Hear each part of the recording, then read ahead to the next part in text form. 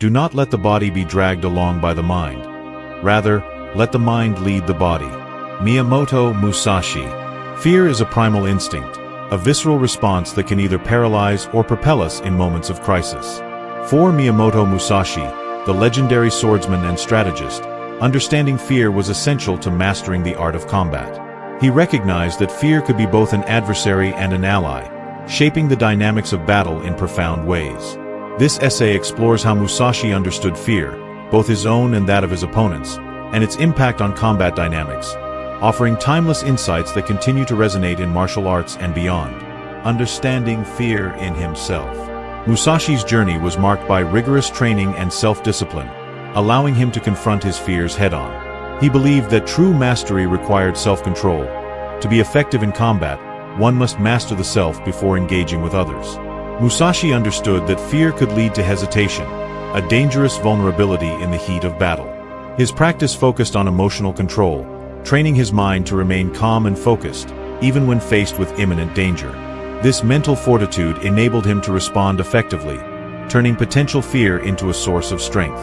In his quest for mastery, Musashi often reflected on the nature of fear. He recognized that it is a natural human emotion, one that every warrior must confront. By acknowledging his own fears, he was able to desensitize himself to them through exposure and practice. Musashi famously engaged in numerous duels, each one a confrontation with the possibility of death. Through these experiences, he learned to embrace fear rather than shun it, integrating it into his understanding of combat. Recognizing fear in opponents. Musashi's insight extended beyond self-awareness. He was keenly attuned to the emotions of his adversaries.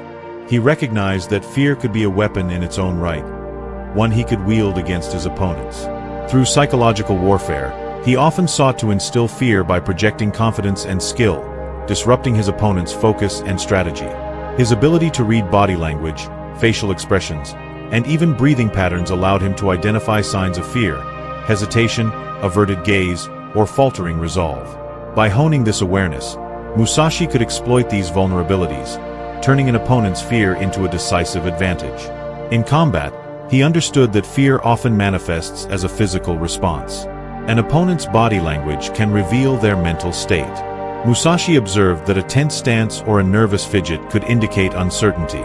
This understanding enabled him to strategize effectively, knowing when to attack and when to hold back, allowing the opponent's fear to grow.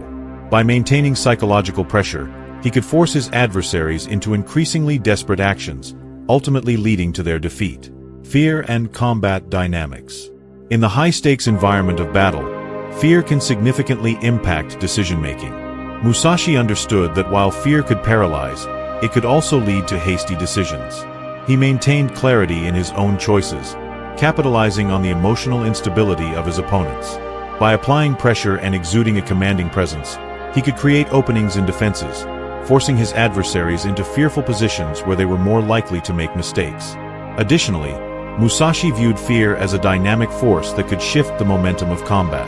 A warrior's fear could lead to aggressive behavior or reckless actions, both of which could be exploited by a more composed opponent. Musashi's ability to remain calm amidst chaos allowed him to seize control of the narrative in battle.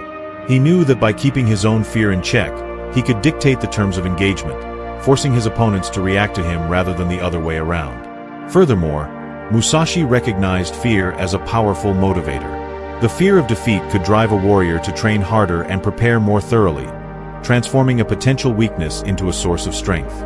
Each encounter with fear became an opportunity for growth, pushing Musashi to confront and transcend his limitations. He believed that true warriors could harness this fear to fuel their resolve, transforming anxiety into focused energy in the heat of battle.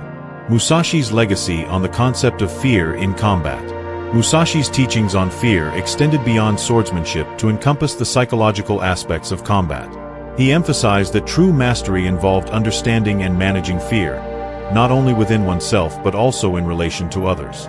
His insights have left a lasting impact on martial arts philosophy, influencing countless practitioners who now view the mental dimensions of combat as integral to their training. Moreover, Musashi's reflections on fear encourage modern martial artists to explore their own emotional landscapes. By understanding fear's role in combat, practitioners can develop greater resilience and adaptability. Musashi's legacy lies not only in his technical skill but also in his ability to articulate the psychological complexities of warfare, paving the way for future generations to refine their own approaches to fear and combat. Conclusion: Miyamoto Musashi's nuanced understanding of fear, as both a hindrance and a potential source of strength, was fundamental to his success as a warrior. His teachings serve as a reminder that mastering fear can transform a potential weakness into a powerful tool for victory. By confronting fear, we can emerge stronger, more focused, and more capable in all aspects of life. If you found these insights valuable and want to explore more about Musashi and the art of combat, subscribe to our channel for more content on martial arts philosophy and strategy.